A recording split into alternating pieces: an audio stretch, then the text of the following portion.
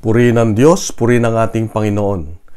Alam mo ba na kapag buo at malinis ang iyong pananalig at pagtitiwala sa Diyos, ikaw ay walang dapat katakutan dahil kasama mo ang Diyos.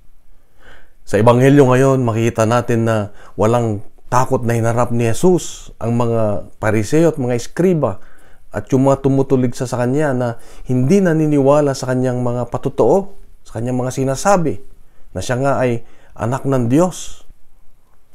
Ngunit, pinakita ng Diyos, pinakita ni Jesus na ang tapang na hindi siya naapektuhan dahil kasama niya ang Diyos.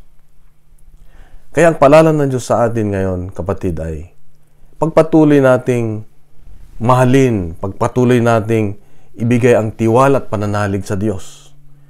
Kahit may mga tao na humusga sa atin, may mga tao na gustong pagbintangan tayo o pinagbibintangan, may mga tao na nag-akusa sa atin ng hindi tama, huwag tayong malungkot. Huwag kang malungkot, kapatid. Huwag kang matakot. Basta ginagawa mo yung tama, basta ginagawa mo ang lahat para sa kaluwalhatian ng Diyos, dahil mahal mo ang Diyos, wala kang dapat katakutan. Basta gumagawa ka ng kalooban ng Diyos.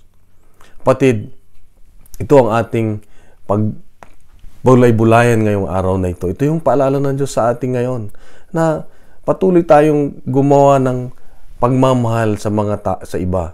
Patuloy tayong maglimos sa mga nangailangan at walang tigil na pagdarasal. Oras-oras, minuto, kausapin natin ang Diyos. Kausapin mo ang Diyos. Siya ang iyong takbuhan. Siya yung Diyos na magtatanggol sa iyo.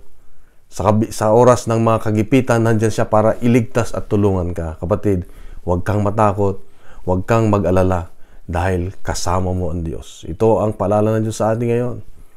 Mabuti ang Diyos, mabait ang Diyos. Mahal ka ng Diyos, mahal na mahal ka. Mahal din ako ng Diyos at mahal tayo ng Diyos. Bukas muli, standby, mayroong magandang mensahe ang Diyos sa atin. God bless, kapatid. God is good. God is good. God bless.